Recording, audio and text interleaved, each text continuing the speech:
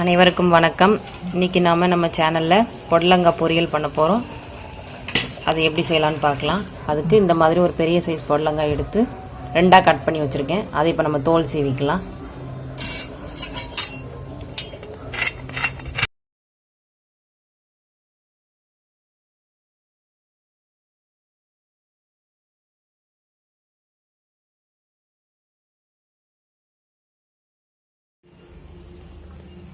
இப்போ நம்ம பொடலங்காவை இந்த மாதிரி சின்ன சின்னதாக கட் பண்ணி கழுவி எடுத்து வச்சுருக்கோம்.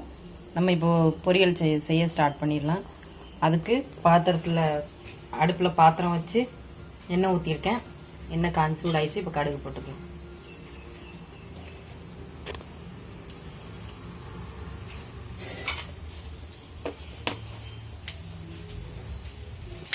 கடுகு வெடிச்சு 2 கருவேப்பிலை 2 வத்தல் கிள்ளி போட்டுக்கலாம். கருவேப்பிலை. இப்போ வெங்காயம் சேர்த்துக்கலாம். ஒரு சின்ன வெங்காயம் இந்த மாதிரி நீளமாக கட் பண்ணியிருக்கேன். அதை போட்டுக்கலாம். வெங்காயம் நல்லா வதங்கட்டும். ஒரு 50 கடலைப்பருப்பு இந்த மாதிரி தண்ணியில் ஒரு அரை மணி நேரத்துக்கு முன்னாடி ஊற வச்சுருக்கேன். நல்லா ஊறிடுச்சு. இப்போ நம்ம அதை எடுத்து இதில் போட்டுக்கலாம். வெங்காயம் வதங்கினதுக்கப்புறம் கடலைப்பருப்பு சேர்த்துக்கலாம்.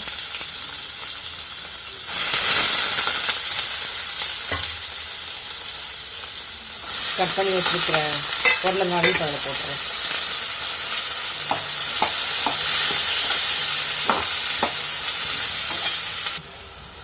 காய்க்கு தேவையான அளவு நம்ம உப்பு போட்டுக்கலாம்.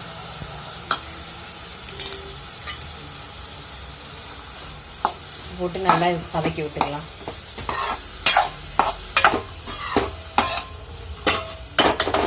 ஒரு 5 நிமிஷம் மூடி வைப்போம்.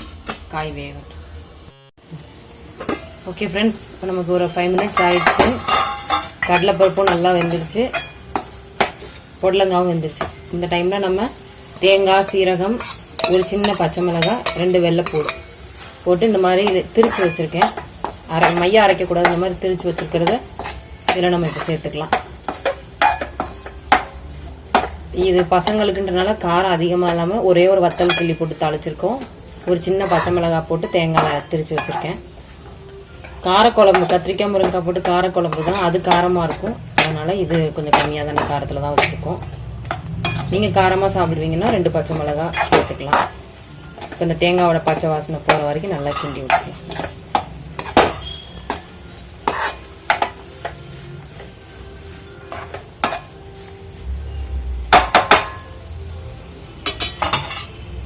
ஒரு 5 நிமிஷம், ஒரு 2 நிமிஷம் மூடி வைப்போம். வச்சுட்டு நம்ம ஸ்டவ் ஆஃப் பண்ணிக்கலாம்.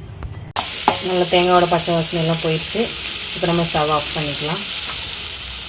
இந்த மாதிரி நீங்களும் உங்கள் வீட்டில் செஞ்சு பாருங்கள். பொடலங்காய் கடலைப்பருப்பு போட்டு கூட்டு செஞ்சு பார்த்துட்டு எப்படி இருந்ததுன்னு கமெண்ட் பண்ணுங்கள். எங்கள் சேனல் சப்போர்ட் பண்ணுங்கள், சப்ஸ்கிரைப் பண்ணுங்கள், லைக் பண்ணுங்கள்.